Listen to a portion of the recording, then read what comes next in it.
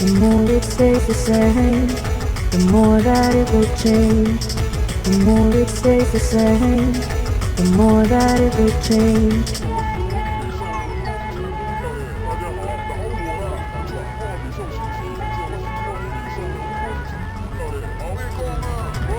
Never fading, never nothing.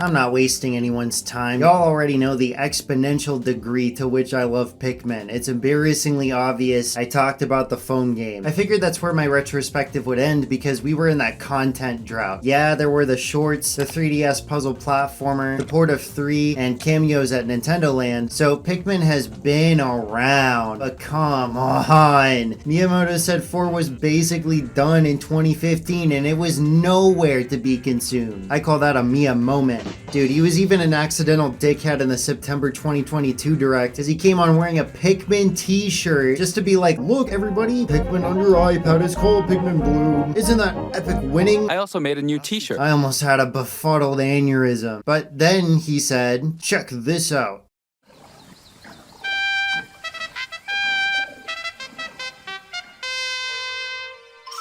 And after 8 years, Pikmin 4 did indeed exist, coming in 2023. Miyamoto also explained that the game was based around this concept of Dandori, which is basically just Japanese for planning out and executing a strategy, and that the controls and camera angle would be different this time. It seemed like Pikmin was copycatting its sister series to be bigger and more feature-packed than ever before. I had some apprehensions about the huge shifts being made here, but this is one of my favorite franchises of all time. As long as this wasn't straight up doo-doo, I'd love it because this entire collection is majorly goated. With the sauce, no less. This game has so much stuff in it that I walked away feeling a tad bit mixed. We'll explore as we discuss the game, of course, but I'll have to look backwards and compare and contrast and blah blah blah blah blah blah. If you're just looking for an actual review, Pikmin 4 is a fantastic game in the series, a great output from Nintendo in a year that was full of great output, and yes, you can use it as a great entry point due to lower starting difficulty and insane streamlining. But for all the people who know what's in this game, here's how it's unfortunately placed on my tier list. Yep, I was surprised too. But this is a long ass video for the fans, so hope you like listening to me because this game was 10 years in the making, okay? I get to milk this.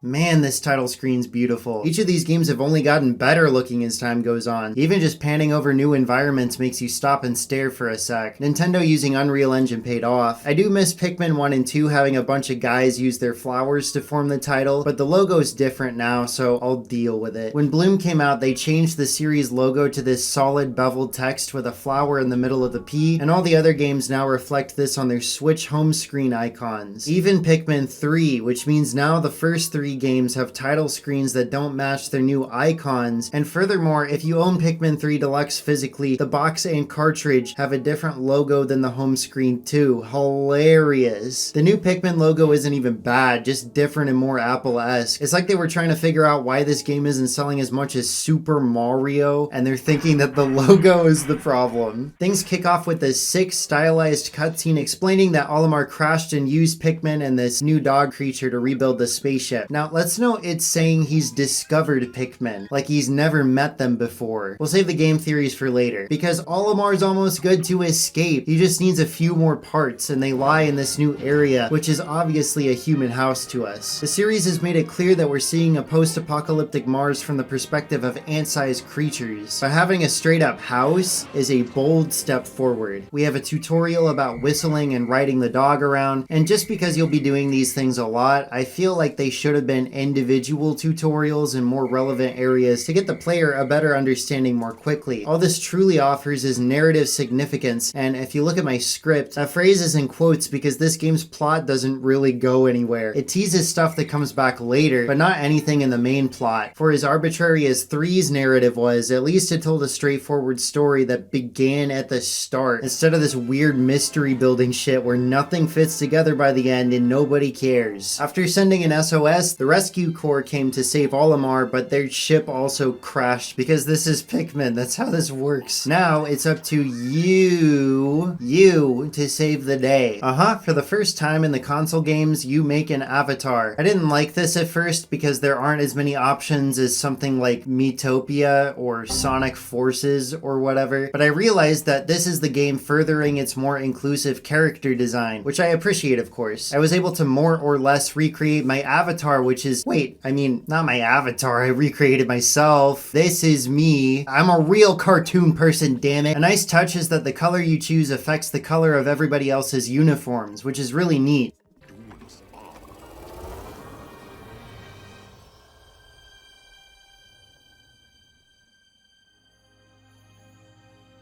Oh, that string section hits. Nice.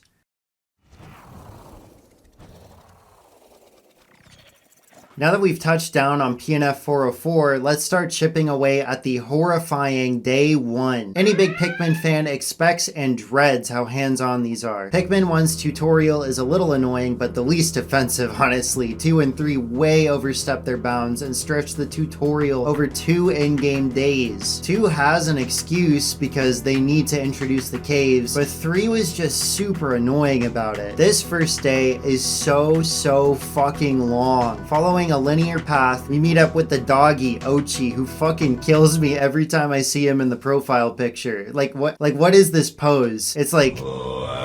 It's so good! We also save Colin and Commander Shepard by making Oatchi pull, attack, and dig. The problem is that when you rescue Colin, he talks for forever. When you rescue the captain, she talks for forever. And when you discover the damaged ship, we have to evaluate the damage for forever. You need to shut the fuck up! It's just a travesty of a time. I remember I complained about 2's ship being too chatty, but I'm starting to miss its sass. These guys are too nice. This conversation lasts like 3 minutes, but I can tell you what the deal is in a sentence. We need to collect treasure to extract Sparklium, a plot detail returning from the 3DS game, to fix the ship. It gets spread out because they take the time to explain how the treasure gets squished up by light particle beams or whatever. Dude, it's a cartoony visual cue.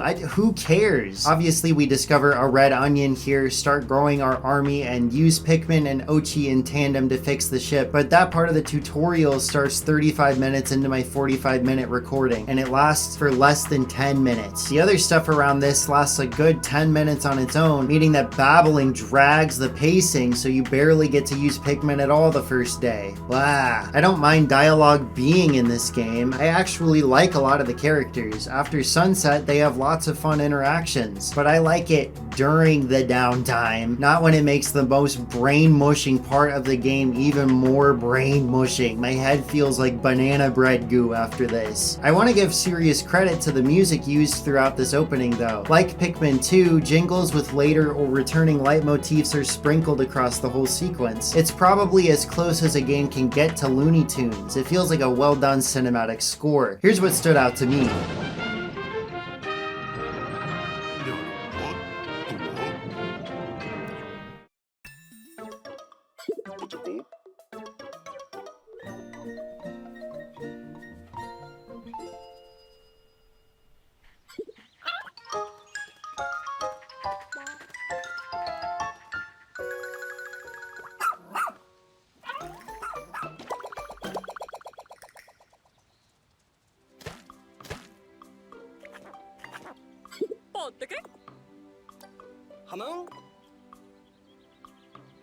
Even the end of day theme sounds more minimalist compared to later days.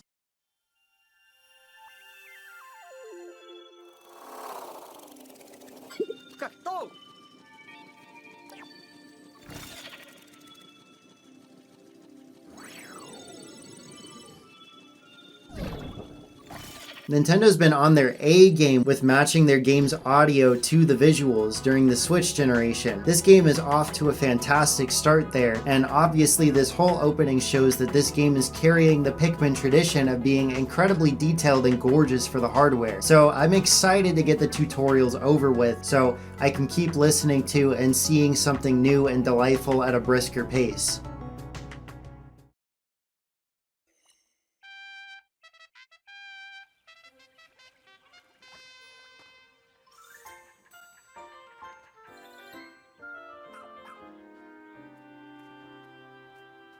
I love this jingle and little animation that starts each day. Oatchi coming to greet you is a really cute way to kick things off, even though I skip it later on. If I wasn't playing for a video, I'd probably skip the team meetings too. I get that in universe, any rescue teammates need a rendezvous to do their job, but they're still not really necessary when I could just go to whatever area I want to explore. The first is the Sun-Speckled Terrace, which is a typical Pikmin area, soil with some grass on the outskirts, but it stands out with the benches and gardening tools as scenery, which are shown off well by this intro cutscene. It gives a great sense of scale. I'm real excited to scamper around this place. Ugh, you motherfucker. Am I going crazy? Because I'm starting to feel like I'm stuck in a Little Dicky video. And we're shooting a music video all about how we can make the most epic rap video ever for no money. Shooting a music video where the premise is how can I make the most epic rap video ever without spending any... What does this have to do with saving money, though? You know what, a full verse would have been too expensive anyways.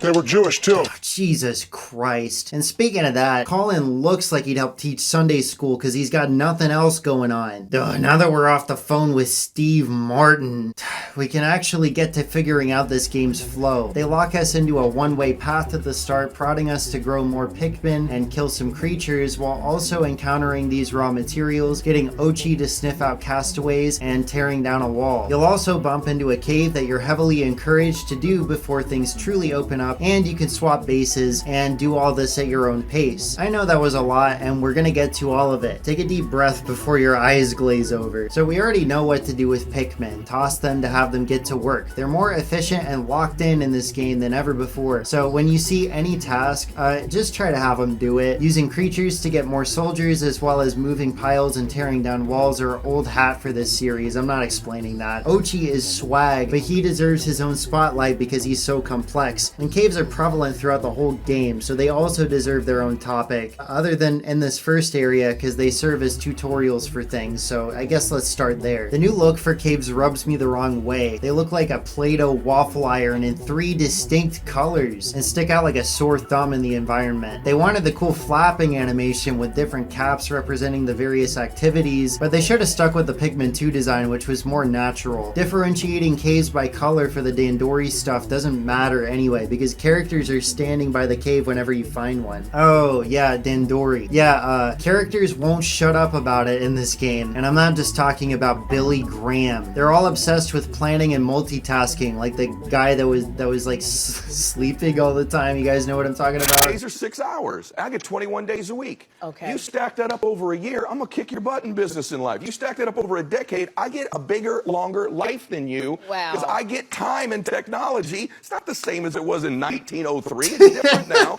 Anyways, to finish up cave aesthetic stuff, cave aesthetics? I don't mind the flaps underground. They fit with the more industrial, bizarro scenery. And I don't mind the air vent being your return to the surface for the same reason. In fact, the Pikmin spinning in this cute, pleasing pattern as you ascend is one of the best animations in this game. And if they used a geyser like they did in 2, I don't really think that we could achieve the same thing. Each of these early caves are tutorials on new Pikmin types quirks or something about partnering with Oatchi. They explain Red's fire immunity, Yellow's high toss, and the new Ice Pikmin's freezing powers back to back to back. And they force you to either ditch Oatchi to find a different path or start a cave with both of you separated to make you switch between the 2 playable characters. None of them are all that tough or fun or interesting, but we've been given a variety of Pikmin. I got all 3 types on day 2, and they're covering all the bases of how to make Oatchi helpful. The game got to all of this quickly, but also in ways where we were able to figure it all out at our own pace.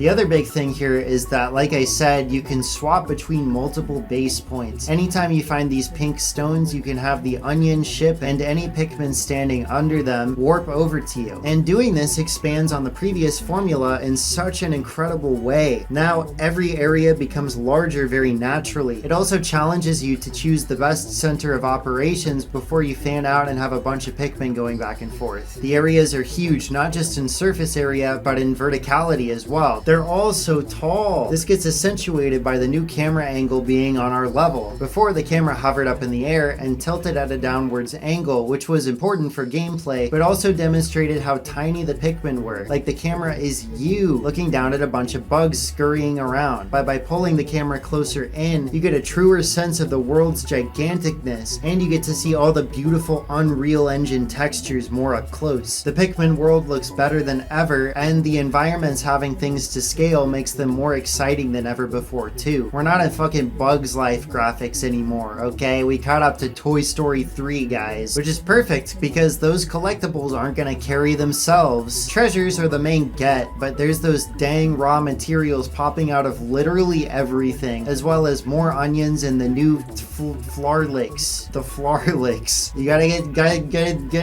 get the Flarlicks, you guys. They're out there, you guys.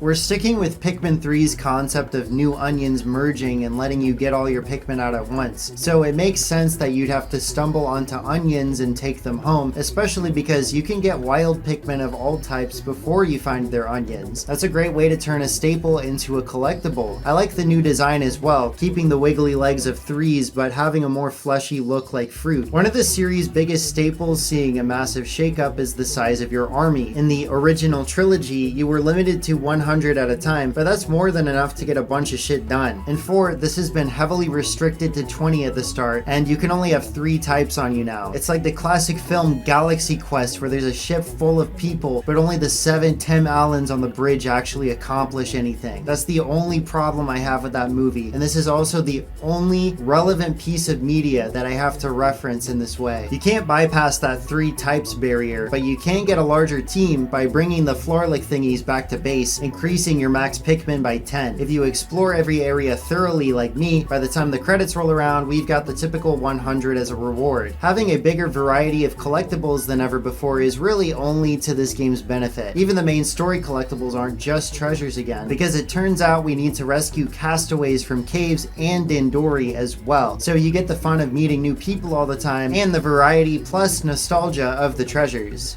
We haven't really focused on what makes the Sun-Speckled Terrace special at all, have we? While the gardening aesthetic is neato, it has a little tile pool and this place that reminds me of those layered vertical flower beds. It's all very grandma core to me. Also, that tile pool has the path to a blue onion. You could get it easily if you came back with some more abilities, but I'm not leaving till this place is 100%ed. I really don't care. So I used a really convoluted combo of ice Pikmin, yellows, and Oatchi to get the blue onion and start building that population a little early. It's a perfectly fine first area. It's better on a first playthrough with all the new things to get used to, as well as things back at base, but on repeat playthroughs it's still fun to explore. The worst part is the music, which is more minimalist than ever. Like, that's hardly even a tune. I can't hum that. Not that it's anything offensive though. So after 6 days, some of which were early ends because Oatchi couldn't swim yet, I did 100% of the things to do in this area.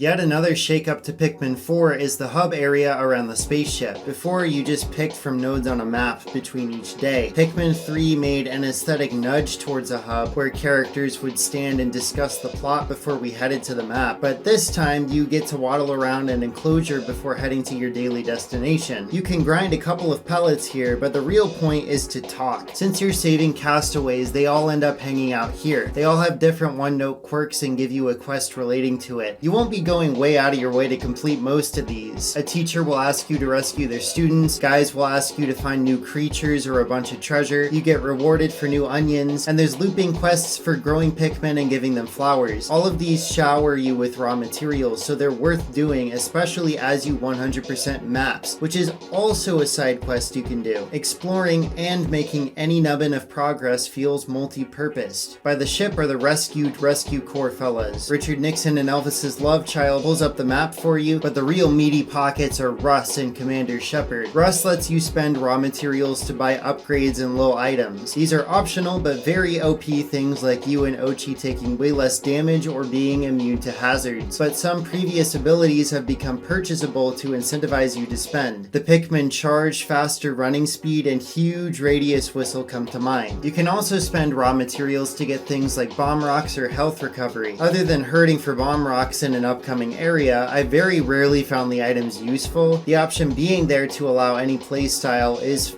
fine, so this isn't a bad inclusion, I just didn't need these things. I'm too good at this game, you guys. Shepard focuses on upgrades for Oatchi, upgrading speed, damage, carrying strength. Upgrade that one as soon as possible so you can have Oatchi just carry heavy stuff with no help. When you make rescues, Oatchi's pup drive goes up. I think it's supposed to just mean his rescue dog's dopamine receptors got triggered, but like that sounds like a physical thing, like every other Nintendo collectible. This is the most abstract video game collectible of all time. Much like the player upgrades, this opens up great strategic possibilities, but can also turn Oatchi into a goddamn powerhouse by the end of the game. That's why I like this upgrade system so much. It incentivizes you to keep adding to your arsenal as you go deeper. You'll constantly be making exploration easier, but I think the real intention was to make you continually more efficient. So by the end, really the only limits are the sunsets and your own ability to multitask. Speaking of sunsets, they're still here, but like in Pikmin 2, there's no limit to the number of days. In that game, I always found the sunset hitting totally pointless. In 1, and to a lesser extent 3, each sunset made a dent in how much time you have left to explore. So if any game should have had a seamless day-night cycle, it should have been 2. Nintendo were cowards for not adding that. But now, the day timer is given a totally new context, because the hub allows you to take your time to start quests and spend currency for any upgrades you think might be useful, and then once you leave, you can't get buffer until the next time you're at the base. So it gives you a reason to mull things over and lock in your decisions and do some mental macro management while you use your new stuff to do a burst of micromanagement. I also love the OP upgrades as well, because until you decide to buy them, you don't have them for any days before that point. You're weak until you're strong. You're not just pulling up the menu and adding to your skill tree at 3 p.m. It gives everyone this feeling of being literally scrappy. That's another thing about this hub, the opportunity for community. Pikmin has had very few main characters, although they're pretty good across the board. Olimar made a great impression in 1, the President made some sort of mark in 2, Louis flabbergasts me to this day, 3's MCs had cute banter, nothing amazing, but they're definitely a fine cast. However, these characters are all very similarly racially coded. Pikmin 4 has people with all kinds of skin tones and builds. Add their quirky characteristics and you have a great set of characters. Even if they're not super fleshed out, it's just so cool to keep seeing new faces, and I have to give the creators credit for creating a game where you meet people from all over space and they're welcomed into this Lost-esque group. I also want to thank the devs for Pikmin 4's astounding amount of androgynous twinks that rival even the best Zelda and Kingdom Hearts games. They're really out here doing the Lord's work. At this point, we've done some caves and rescued people. The main ones are our scientist Russ, who does the upgrades, and Dingo, who talks a big talk but is actually really lazy. Although he does express guilt because the team members stuck with him got snatched by some hairy thing with a leaf on its head. Once we get to some Dandori caves, we see these leaflings up close. They're mostly aloof, just wanting to see our Dandori game and fainting when we one-shot clear a stage. But one of them, who could really be anybody, tosses a guy into an onion and transforms them. So this is clearly building off of the bad ending to Pikmin 1, which is really cool because that was considered completely irrelevant until now. But after we beat this red leafling in a multiplayer match, we can save one of the leaflingified castaways, Well, they escape to see another day. Now that we have enough treasure sparklium as well, we can head to another area. We have to do that because these leafling people are freaking comatose after you beat them, and we can't help them until we rescue the Core's resident doctor. So hopefully we will find him soon. The team's ultimate goal is still to find Olimar, but we're also gonna help any castaway and try to save the leaflings, which is fine by me. Let's head out.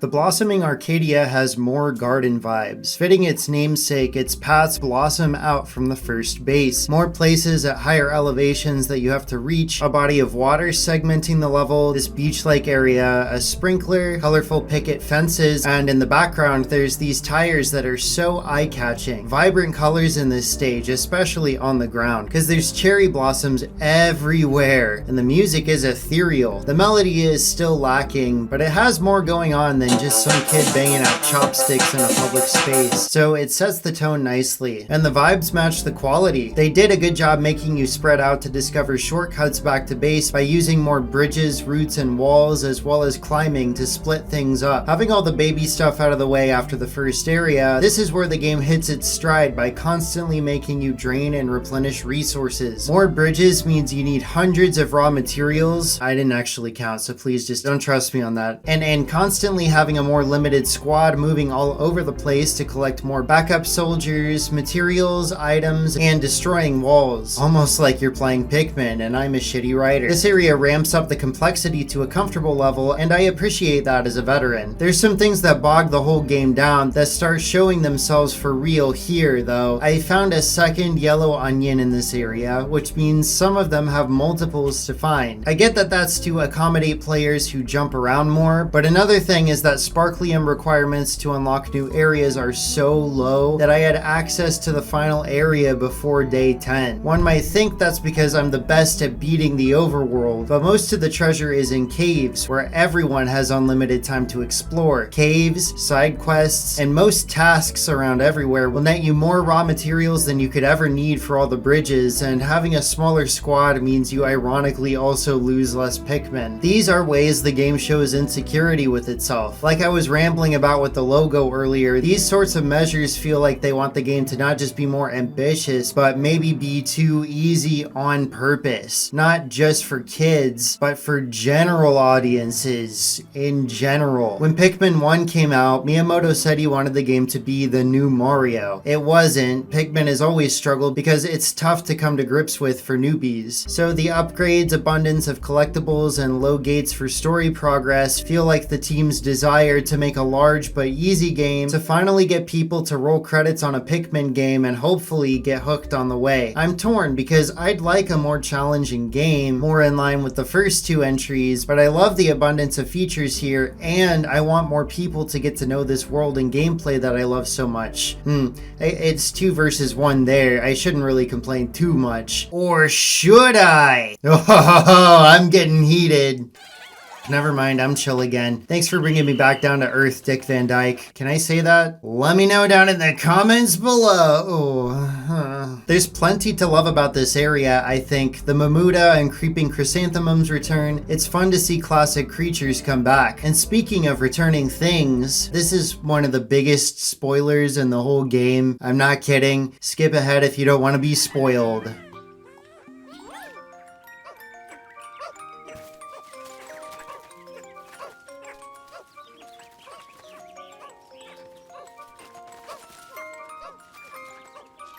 Man, I love songs with melodies. I love these mushroom platforms that look like the jars you've been smashing with Oatchi, so you get the visual cue and are rewarded with a path forward. Freaking cool. Also, Arlo is in this game. But honestly, I might not be able to look at him the same again. The Dandori challenges are a small step up here. They're still easy, but more satisfying because they account for Oatchi's and Pikmin types' different specialties. The Dandori battle is even easier than the first area though, because they introduce ways to get double points. I'm just gonna be mopping the floor this whole fucking game, huh? So after 11 days, I've 100%ed 2 of the game's areas.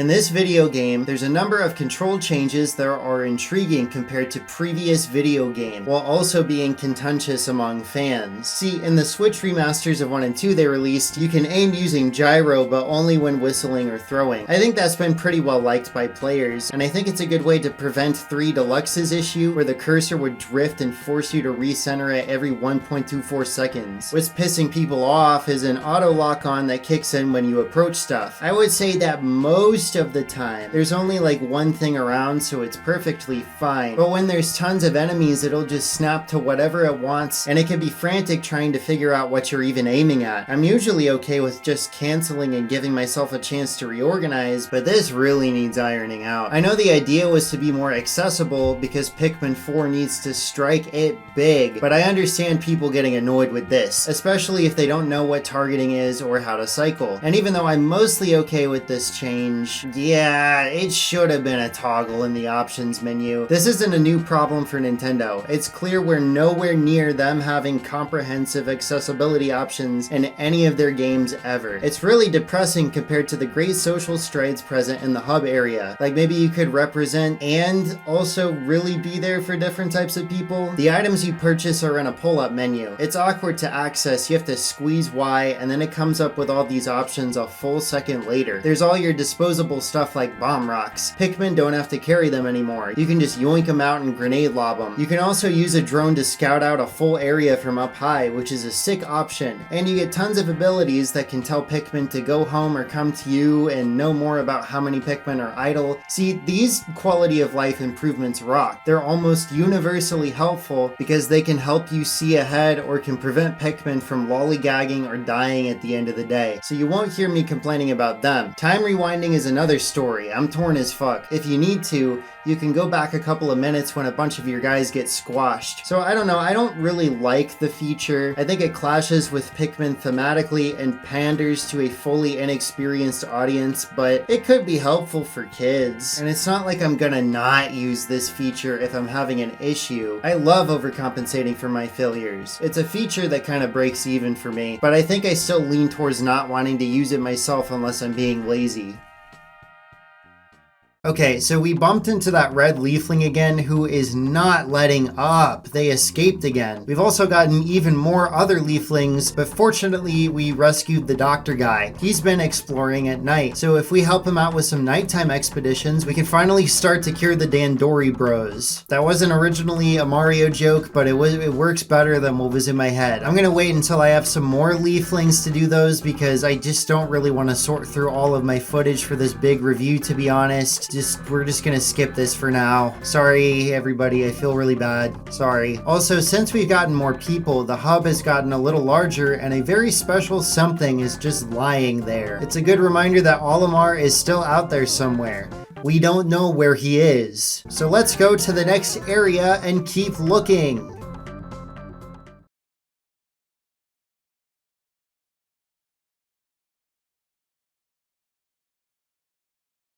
Man, the Switch is getting kind of old, huh?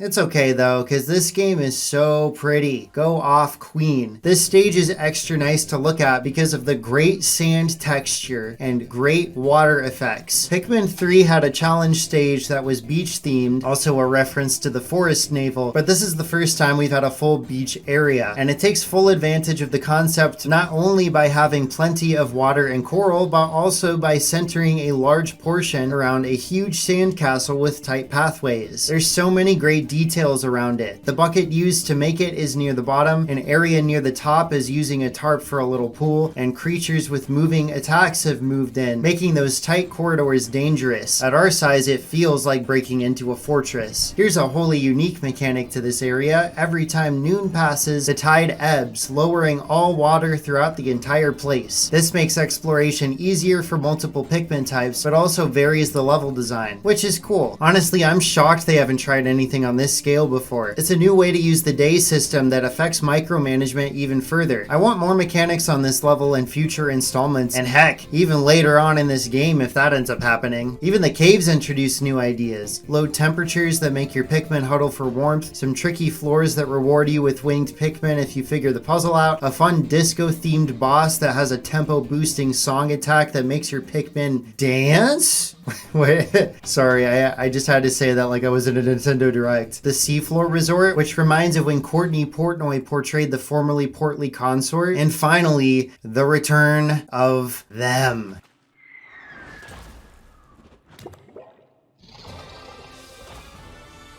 That dungeon also gives you purple Pikmin for reasons that are obvious if you've played too. So we have a lot of different types at our command. Unfortunately, I'm starting to notice how situational most types can be in this game. The auto-select made me start noticing how some Pikmin are selected far more than others. It depends on the stage, of course, but I noticed how reds were being left in the dust more often than not in Arcadia and on the shores. Regardless, this area is pretty fantastic. Great set pieces, a level-wide mechanic that's never been done before, beautiful visuals, and oh man, I haven't even talked about the soundscape yet. The music is so lush with amazing texture.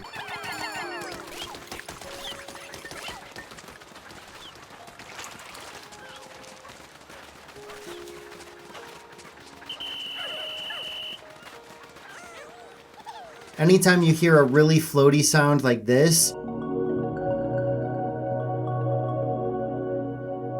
that's an instrument called a pad. Pads are synths that hit notes for a while to add harmony or make the track feel like it has tons of space in it. This soundtrack has been making big use of them, and even if the melodies are lacking in this whole game so far, at least the music is as relaxing as any of its big sisters.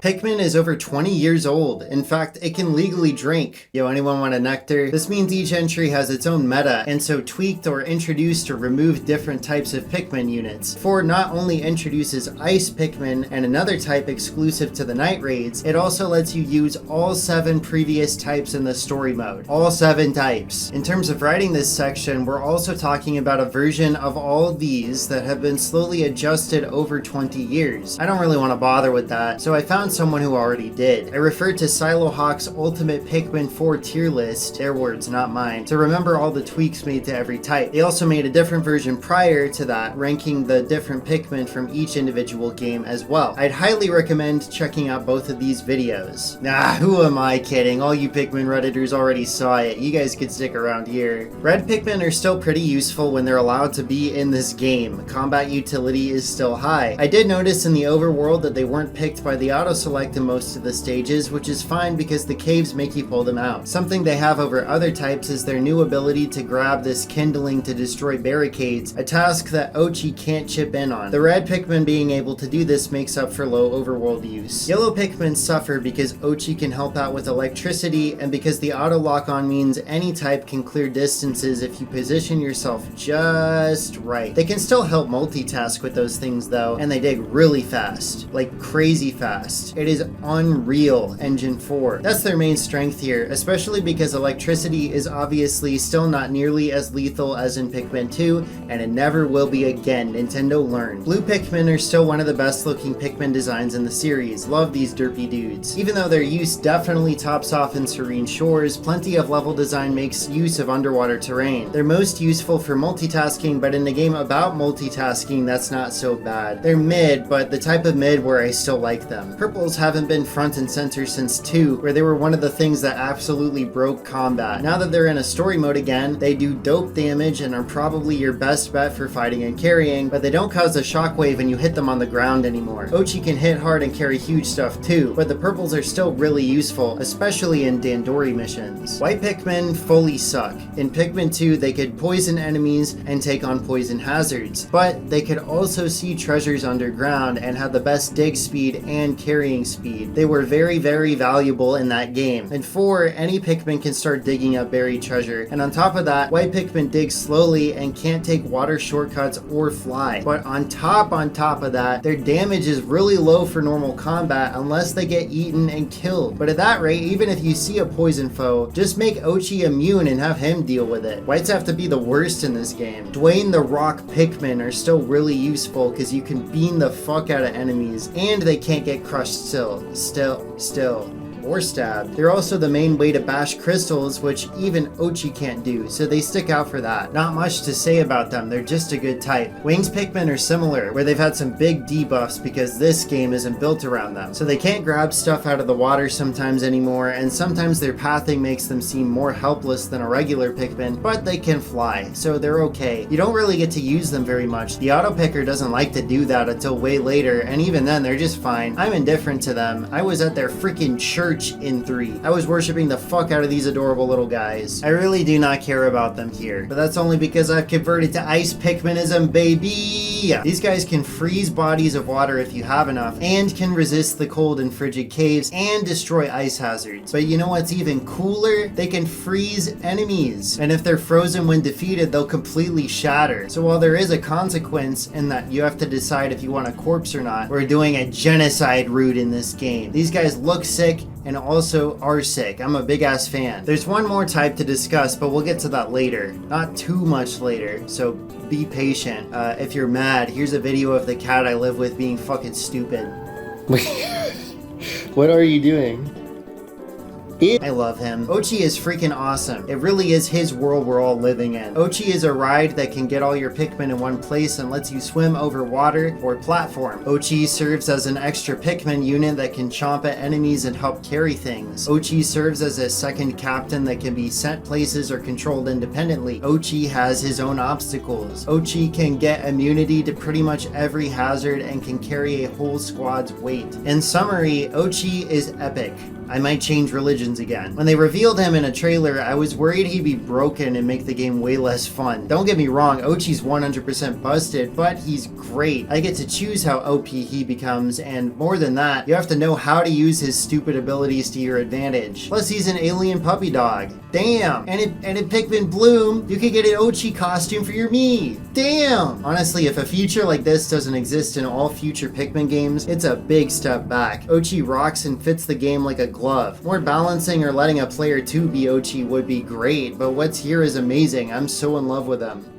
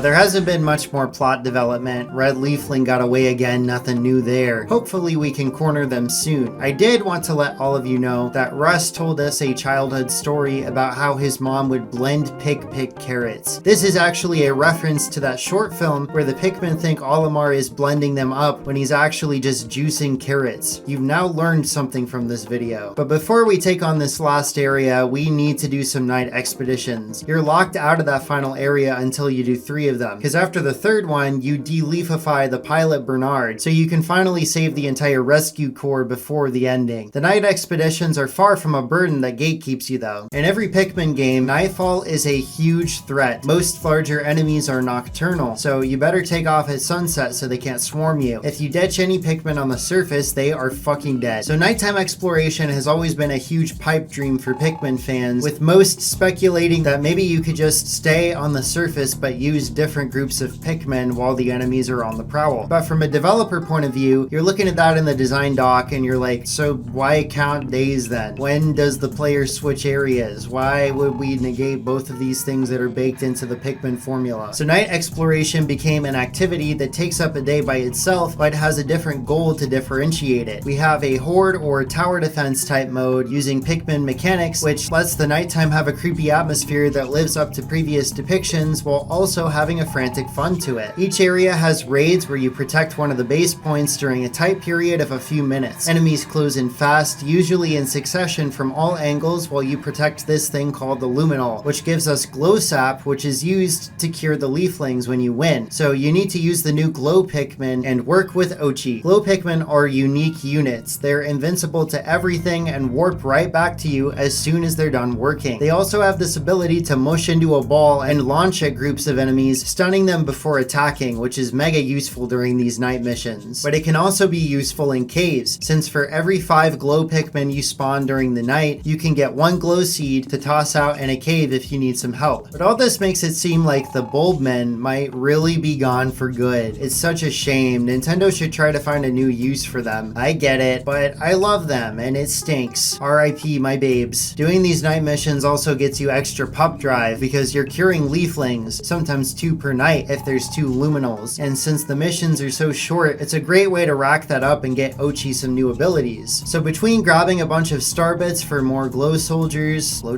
activating trick knolls, making sure Oatchi doesn't get clobbered to death, you gotta run back and forth as fast as you can in a desperate attempt to hold off foes until sunrise. And it is exhilaratingly stressful. Finishing one of these things feels great, and the music helps you know what you should be most worried about on a dime. Whenever the luminol is getting attacked, it ramps up into this chromatic, freaky string section that makes you jump.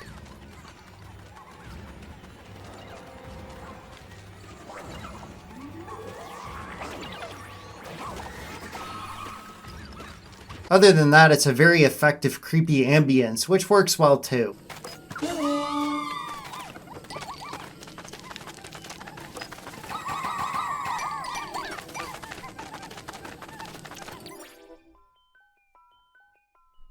Yanni also gets to let his creepy ass shine in the pale moonlight, calling the player new blood, cackling to himself all the time, and praising you for making sure no more creatures are skittering or hopping. He seems like someone who doesn't want to hurt people, but just has this creepy apathetic fascination with the forces of nature to the degree that he already has a cure by the time you found him. He already went out at night and figured this shit out. The last few stages get fairly difficult and are some of the most challenging content in the entire game. I love when Pikmin games push me to my limits. Including a night mode in some form was honestly an inevitability in this series, and seeing it be a fully new gameplay style is praiseworthy. Yet another way this game proves it took 10 years. But, you know, I would have liked an endless mode. I played Catherine recently, and I'm thinking of something like the Babel mode. You could have different stages, settings for 1 or 2 luminals, and then just let the player survive for as long as possible. I would love to watch high score runs of that. This is one of my biggest complaints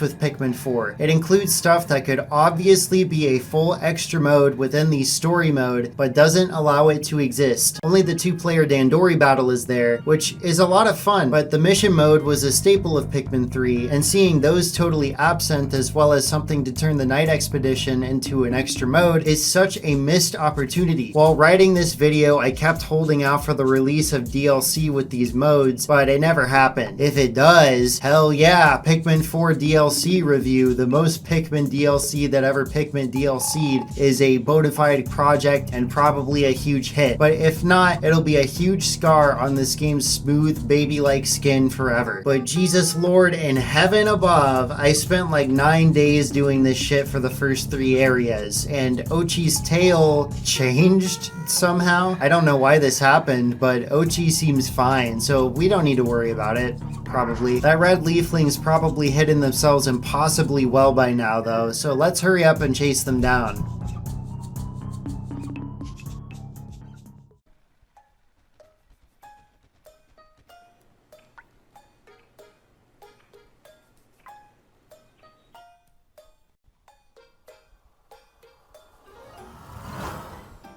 Oh, we're in the house. Call me doctor the way I'm into house. To make progress here, we'll have to navigate around its tricky verticality and tight spaces. A huge house is both aesthetically and design-wise very different compared to every previous area in all 4 games. The highest heights of this stage are way out of reach for any of them. You gotta focus on what path goes where. All the furniture being far smaller than most of the natural platforms makes combat the most dangerous it's been yet. The stage has 2 main gimmicks on top of this to really add some stress. Yes, the first is Moss, who will follow you around the stage and whistle to steal your Pikmin from you. You can attack her, but this could be messy as she can run away and dump your Pikmin all over the floor like a literal bitch. Taking her out means you're free to go explore, but you have to stop whatever you're doing for a few minutes to get that done. It's a lighter stalking mechanic compared to the Water Wraith, which just outright kills Pikmin, but can still cause you a huge problem if you're caught off guard. The other mechanic just pertains to the story. The red leafling turns out to be hiding in this safe, so we need to find playing cards matching the suits to get the combo. You'll find these pretty naturally as you do other things, but it gives a good incentive for exploration. What happens once it opens will come in a bit, because I want to talk about some other stuff first. I love the feeling of this place. The light gets let in naturally through the window, so it still lets you keep track of the time of day. The house has strewn accessories and luggage in the corners, which paints this picture of whoever owns this house having been gone for a while. With how many creepy crawlies there are and all the treasures in this and Pikmin 2, maybe an apocalypse didn't happen too long ago. Pikmin lore, Pikmin lore! The music also invokes a childlike curiosity, which all the characters must be feeling as they're seeing a truly alien structure to them. There's not a super tight melody or anything. Oh, this mixtape's about to suck dick, isn't it? But there's at least something to follow with the accordion. So despite the danger, it stays fun as you peek into crevices and climb this bizarro fortress.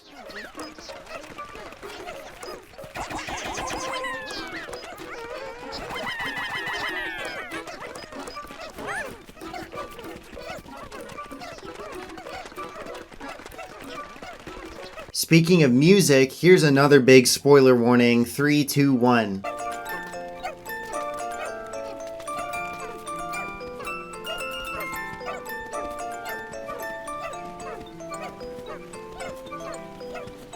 Dude, this game's so freaking awesome. What a cool idea for a stage for this to be in. It fits in as a treasure. Like, some grandma probably brought it over. Or it's like from a millennial with an Etsy shop. Or just $75, you can get the ocarina songs at a custom music box. Anyways, guys, support my friend's small business and buy Nude Balm on Etsy, please. In fact, it reminds me of the Christmas stage from Pikmin 3, except this is a huge step up. That was just a video game level using human things as obstacles or platforms. This is a house. It's meant to have a somewhat logical layout and feel like a living space, and it does feel pretty concrete. The floating platforms from the caves are a bit dicey to me, but the only thing I really dislike being here is the clay wall. Why does everything you make with the raw materials have to turn into clay? I really do not get it. The stuff turns into anything Russ wants when he makes items and gear, so why can't the sprinkler handles and walls and stuff turn into metal or wood? Like, the idea already makes you put logic aside for gameplay, so just let it fit aesthetically. If I came home and saw a huge glob of clay by my TV, I would literally call an exorcist and not have sex with him because he's Catholic. At least he's not Mormon. If he was Mormon, I'd have to soak, and that's just so much extra prep work. Inside the safe is the final Dandori battle with the red leafling. Oh, okay, the game doesn't even care. Yeah, we have to beat Olimar off one last time. The final stage is still as easy as the others, especially because it introduces the sneak bomb. Using these makes the enemy onion turn points into collectibles, so that player can either recollect them or you can steal them. So with minimal effort, we knock out Olimar. Moss runs away, weirdly unconcerned after all their working together,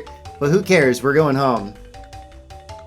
So after curing Olimar, we get our typical goodbye and thank you Pikmin ending. Then we get to watch them hang out for the credits. It's kinda cute. The music is nice to listen to as it riffs on the main title theme in cool ways. It also fits the credits visual motif of following the daytime through the dusk into nighttime. Very cute way to end the game, and I'm sure it gives the early dippers a nice chance to drop out of the story. Is what I would say if this freak didn't show up and start hanging out with Moss in the end. What? How do we have an excuse to go back and deal with this revelation? Well, you remember the leaf? It weirdly prevents Oatchi from leaving the planet and makes him deathly ill up in the atmosphere. So we need to rescue more castaways to find a vet from Q.O.L and cure him. The game has 2 full additional areas to complete to get the true ending, which I will cover in full detail. However,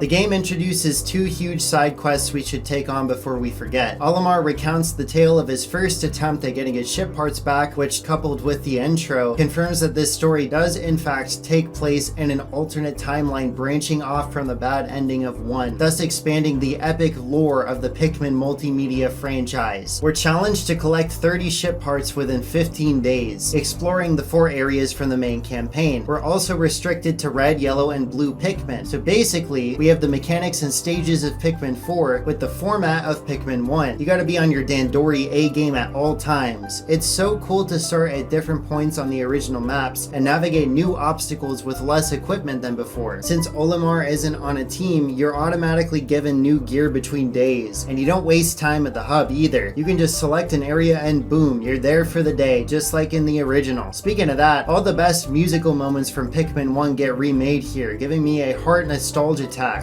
I can't breathe right now. Bits and pieces of old stage themes from 1 also get mixed into 4s for some great tracks that keep the pace high, but we'll listen once I'm home from the hospital. I seriously love this entire mode for the fan service and the tight focus on strategy. I'm finally getting the thrills I got from planning my day out, but then tossing a Pikmin wrong and wasting time that I get when I play 1 again, something 2 and 3 couldn't match for me. Like, check out this boss moment where I barely got this part back before the end of a day.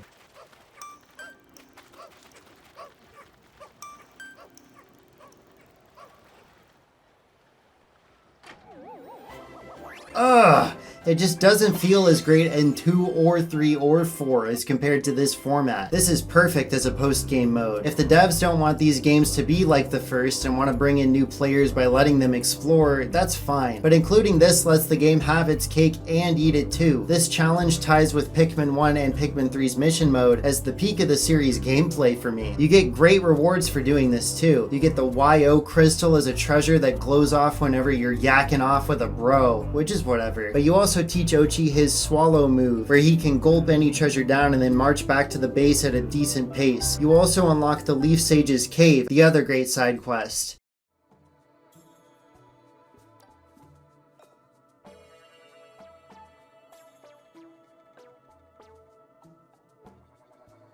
Here there's 10 floors of tough Dandori stuff that makes you awesome. And also get white and purple onions. Probably one of the best rewards you could ever get. Fine, let's do this. There's some very clever stuff in here, like some fun stages where you need to figure out how to effectively defeat all the enemies, remixes of other Dandori stages, that sort of thing. There's some duds, especially the one where you have to toss purple Pikmin to kill 99 creatures, which is made a nightmare by the auto lock on. If we could aim independently, this would be over instantly. Mostly it's a solid inclusion. I especially liked when you needed to use Oatchi to tank a bomb explosion to get through a crystal barrier. That's a mechanic you're conditioned to deal with in one way, and it's so cool when a game makes you reverse engineer your own thinking without actually changing the mechanic at all. And the stages where you get the white and purple onions are amazing too, especially the last one for the purple onion, where so many tasks are in your path and the water wraith returns. You have to decide what dangers to skirt around in order to get the onion to the end without hopefully losing too many Pikmin. It's genius. Both activities are great additions. They're truly the cherry on top of an already expansive post-game, especially if you do them right away, because you give yourself more helpful tools. Swallowing and being able to grow white and purple Pikmin instead of having to protect them like a soccer mom outside of caves are worthy of any Pikmin superfan's arsenal. I can't wait to see what the more traditional post-game area has in store. I bet the new areas will be gorgeous.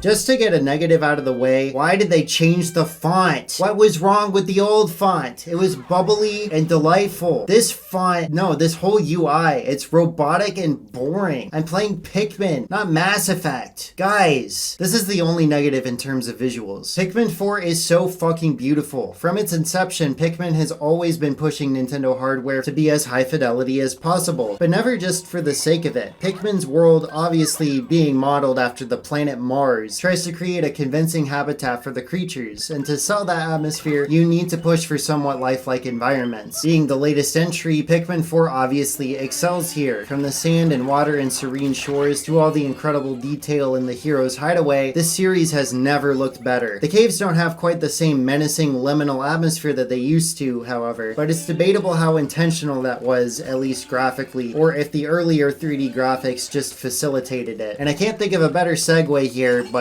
the caves definitely achieved that intentionally using a whole different medium. That's not up for debate. It's time for the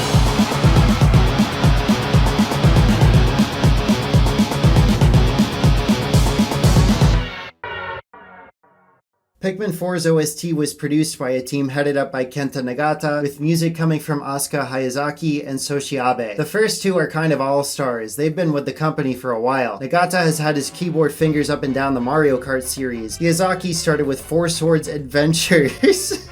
I'm sorry, that's not your fault, babe. And has worked on other Zeldas, Animal Crossing, Wii Fit, Ring Fit, Splatoon, New Super Mario Bros. And 3D Land, and naturally, Pikmin 3. Soshi Abe only joined the company starting with the Switch, making music for Breath of the Wild's expansion. He also did stuff for the Brain Age game they vomited out for Switch that nobody owns, and Metroid Dread. It's so cool to find a talent this fresh in a big game like this, but he only got put on this project because he worked on some stuff for Pikmin 3 Deluxe's new content. The only one of the three to not have worked on Pikmin before is Kenta Nagata, the lead guy. This is very interesting. Hajime Wakai, who wrote the music for 1 and worked heavily on 2 and 3, is nowhere to be found in the credits. His compositions return in great ways, but not by his hands. Most of the new stuff takes a very different direction. Pikmin has always leaned more ambient musically, but the original trilogy still managed to have melodies or elements of catchiness to them. Each song has something to latch onto, for better or for worse. Like in Pikmin 2, they were making all these weird roots to play at random intervals for the cave ambience, which made the caves extremely creepy and bizarre. In Pikmin 4, you're just chilling underground.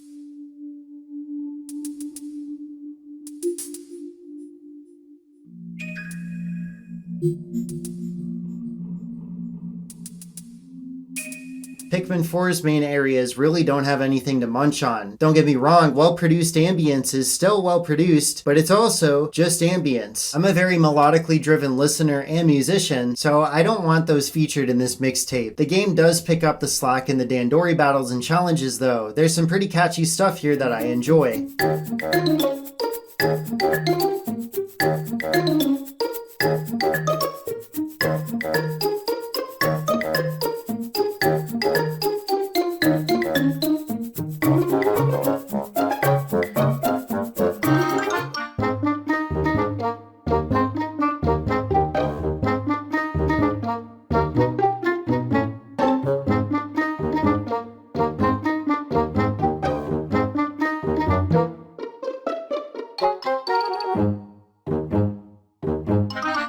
Olimar's Shiptail, as I mentioned, is probably the highlight of the score for me. Basically, all of Pikmin 1's soundtrack is back in a new way, with all the amazing stings and jingles being rearranged. But my favorite thing is that bits of the theme for the impact site get spliced into the soundscape of Sunspeckled Terrace.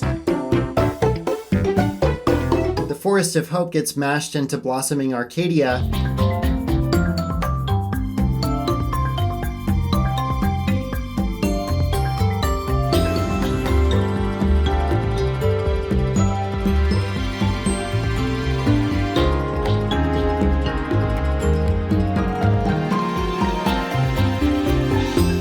And the Distant Springs weird sounds get mixed into Serene Shores.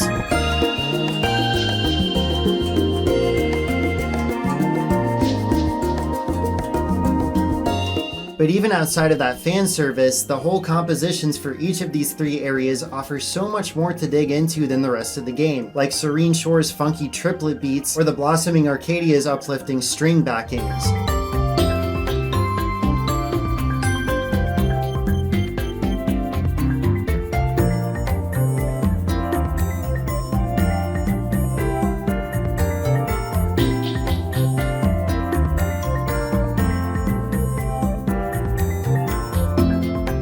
Anything else memorable about the game's music is something I'm either omitting to at least keep something unspoiled, or something I already have spoiled. Pikmin has some great music in it, and it stinks that the players who dipped right after the credits definitely aren't hearing all the best stuff. And also, I can't believe I didn't write about this. I swear I wrote about this. Why did they not just remix the original Piklopedia theme? Like, that's straight up one of my favorite songs. It's probably one of the best songs in Pikmin. And they just like omitted it so they could play this bleepy bloopy crap.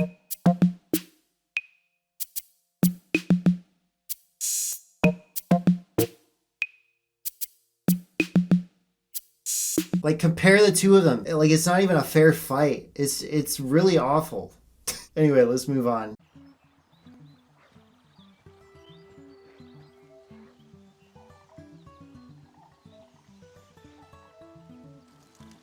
We're finally ready to search for the Copites being taken by that son of a bitch. Louis is well known as an antagonist by this point in the series, but what the hell is he doing taking our girl Moss? I just like Moss. I don't even care if she's homophobic. If she just hangs out with Oatchi, she'll come around, I swear. Exploring this area is mad chill. This is ironic because it has a very dog days of summer atmosphere. It just feels so hot and humid, and the music surprisingly pulls its weight.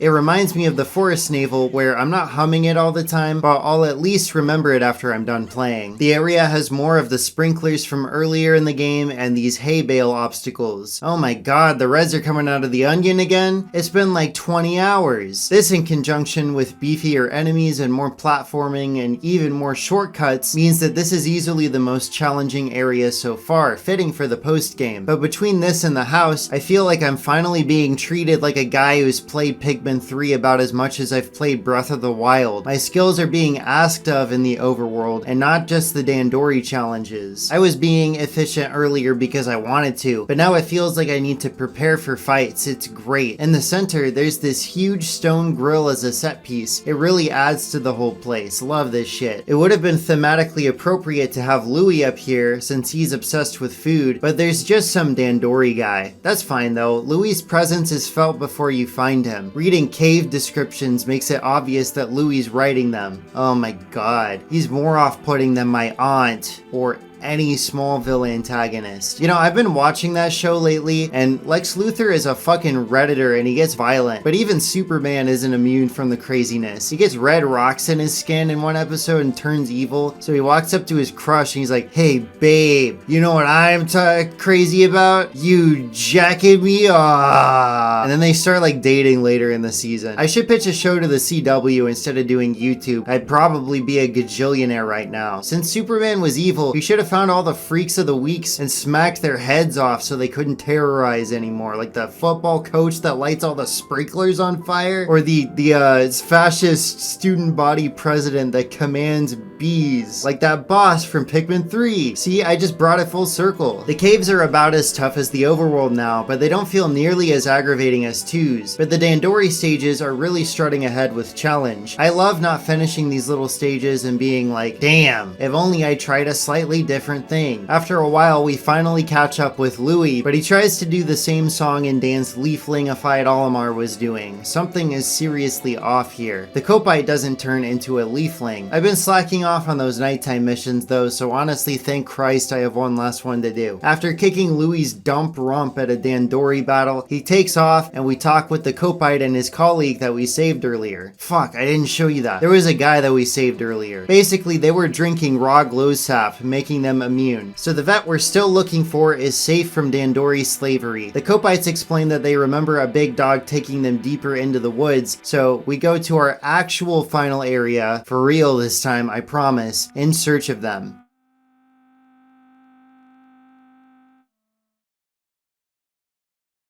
Dang, the primordial thicket, huh? Bill Trennan busted out the thesaurus for that one. It reminds me of how the Spanish name for the bathroom Mario Kart track is accelerated toilet. Genius. The atmosphere is just as thick here as in the Hearth, but instead of feeling like a warm national park, the muted colors in the grass and mud make everything feel really icky and sweaty like a rainforest. The leafling designs have felt jungly with all the plant growths and clacky percussion in their theme musics, so I guess you could say we're really getting to the root of things.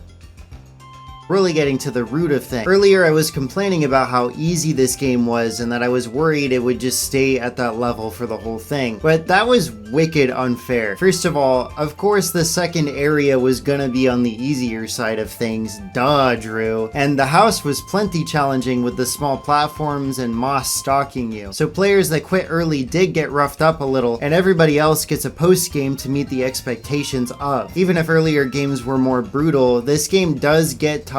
There's just a smaller margin for error. Pikmin 4 is not the brain dead game I accused it of being, especially not here at the end. This is by far the most difficult area. It asks a lot of your planning, with the 3 bases being far away from most tasks, and there are lots of obnoxious enemies everywhere. Knowing the layout and getting the jump on enemies is essential here. Another banger and a sea of bangers. This is where you get your whites and pinks in the field to help out, and while winged Pikmin are nerfed, they're still plenty helpful. Whites really blow their time to shine though. You'd think with all the poisonous enemies and mushrooms around they'd be a perfect fit, but you know who else is immune to poison except 10 times stronger and can't permanently die? Yeah, Oatchi's the goat of this area. I'd rather not have to bother with the white Pikmin at all. I also noticed that after the first few areas they stop hiding things in the ground for Oatchi to sniff out. I get the house not having that, but these last 2 areas not having any baffles me since it was a big shared thing between the first 3 areas.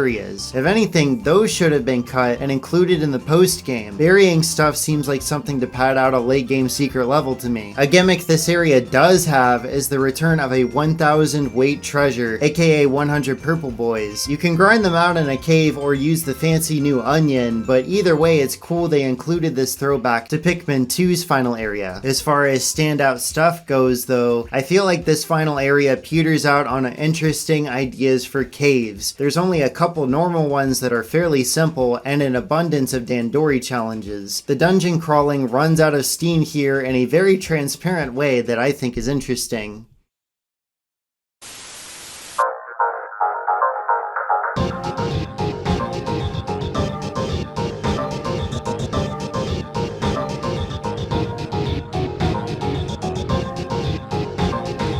After being gone in the last game, cave dungeon crawling makes a return from Pikmin 2. If you recall, I do not like the cave dungeon crawling in Pikmin 2. Caves were fucking ruthless in 2. When I was actually trying towards the start of the game, I would restart floors over and over again to get through with minimal Pikmin loss. Just all sorts of things happening that made the game very stressful to me. People say Pikmin 1 is overwhelming, but I always felt that more from playing Pikmin 2. There's good stress and bad stress, and before Pikmin came out, I knew that 2 was a fluke because 1 and 3 stuck to a more efficiency-based good stress formula instead of a survival-based bad stress one. Before it's clearly doing all the things it does to make the game as large as possible, so it's a logical creative decision to reintroduce caves. I was apprehensive going in because I felt it was likely I'd have lots of that bad stress coming back, but the caves in 4 aren't stressful. If anything, I feel more of a positive indifference towards them. Caves aren't randomly generated anymore. They're all traditionally designed and balanced to help a player get through them like a normal level and not a fucking unregulated haunted house. You can leave caves whenever and restart from unlocked floors, and even ditching a cave will let you keep the treasures. Enemies don't respawn until you 100% a cave. Another aspect we've already gone over is how in 2, the caves had freaky weirdo music that added some good scary atmosphere at least. Here the music is usually pretty chill, so you're really exploring a liminal space that doesn't quite feel like one. I like some of the stranger themes like the aquarium and toy box, but like in 2, these all get used multiple times, so by the end of the game they don't feel special, and the handcrafted level design doesn't feel necessary when you make multiple caves that accomplish the same things. I think the Dandori stages that use these same themes make the best use of them, more so than the bigger dungeons. Pikmin 4's approach makes it feel like I'm just exploring the same as I do on the surface but without a time limit. They're infinitely more tolerable than Pikmin 2, but there's almost no bite to them, especially towards the start of the game. As caves get tougher, they do get more fun, so I guess there should be a happy medium that lasts the whole time. Honestly, I would be okay with caves as dungeon crawlers being gone again in the next game. So what this game really proves is that you can make me hate Pikmin caves less, but you can't make me like them better. This is a step in the right direction, but I'm still really bleh on it overall. Hey, I just wanted to say thanks real quick. You didn't have to watch the whole video, but if you're here at this point, it means a lot to me. I hope you're feeling comfy and that you're drinking water. Let's close this thing out. After whooping Louie's butt again, he loses his wig and runs away. Moss feels guilty and finally comes back to base to rejoin Olimar, and we save the vet. She tells us that we need dog DNA to make dog medicine for Oatchi, and that the big dog that took her away was actually not Moss, so we need to chase Louie again into a final cave to try to find out where this other dog is. Side note here, I really like this little piece that plays when the Kopai crew are all reuniting.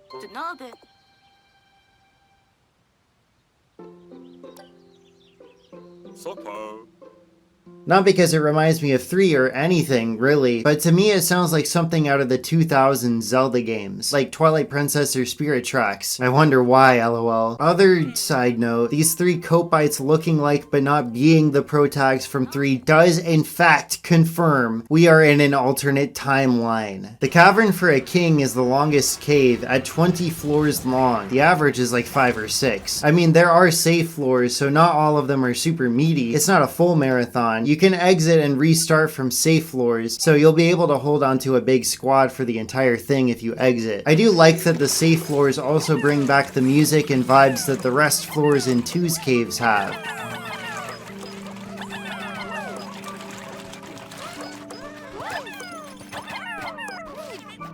I may not like Pikmin 2, but we love some good fan service and good music. Most of the floors involve some kind of combat challenge, so if you try hard enough, or you could just cheat,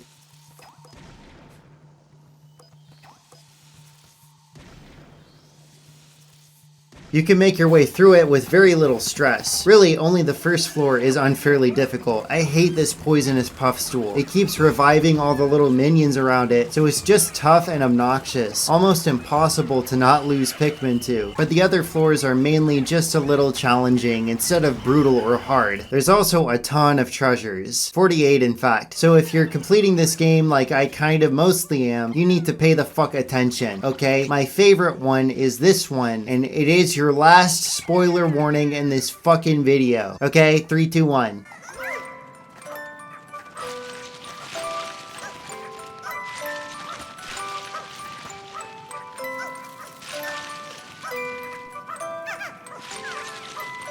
Damn, this game kicks ass. On the penultimate floor, there are candy pop buds to help you get some ice, red, and yellow Pikmin, since in caves you can have more than 3 types. So we have a huge, varied squad to deal with whatever could be on the final floor.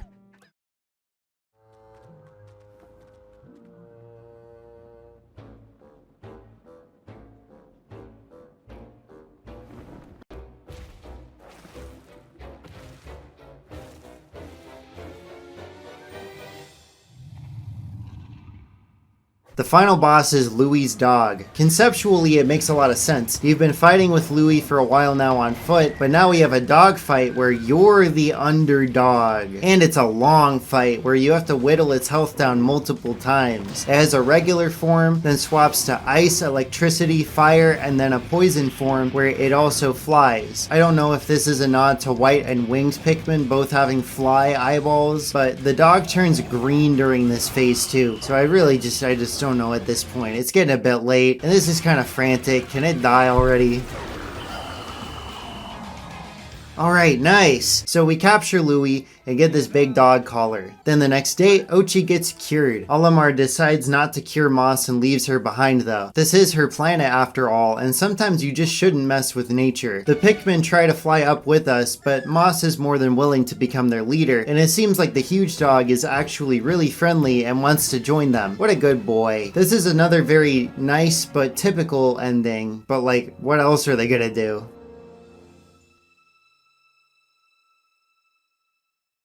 I say that in a less sassy way when thinking of a Pikmin 5, which they do tease in this ending, thank God. Pikmin 4 feels like a massive reset for basically all aspects of the series. Control, camera angle, scale, Oatchi, and a focus on implementing past concepts in a story context. These things are all as awesome as my Ape Escape video. When this game came out in July of 23, I 100%ed it by putting in 40 hours within a week. I had several complaints about the story, which are obviously shallow but still an interesting talking point, and the length and low difficulty. This playthrough kind of resolved those for me because I recorded and wrote about it over a couple of months. Now I know not to care about the story, and if anything, a timeline split feels funnier and more fitting here in a cartoony sci-fi world instead of a beloved fantasy one. The difficulty actually was more well balanced than I initially thought. The game may start too easy, but even with all the upgrades, you're gonna have to outsmart enemies before you can annihilate them. The game is easier than the originals, but the difficulty curve is well done and more deliberate than I gave it credit for. The length is still a little exhausting, but I can just pick this game up when I'm in the mood instead of binge playing. I had other complaints that are more valid. The auto lock-on is annoying, and a lack of extra modes, so far, are clear oversights. I really hope they're added in later, because with those flaws, the game is held back a little bit. Pikmin has always had weird controls too, and those can't get patched out, so maybe that's just part of the experience. Pikmin 4 is an excellent game with a massive amount of fun to be had. I prefer a 5th entry to make time management matter a little more and fix my issues with the controls and caves and whatever else, but 4 itself will be a favorite of mine for years. Like, it feels like it took 10 years to make this game. You can feel the effort, and the length makes a playthrough feel beefy enough that the wait between this and the next won't be nearly as agonizing as it was before. But saying that, hopefully it's just 3 or 4 years instead of like 10. Actually, I don't think I could handle 10 years again. Save me.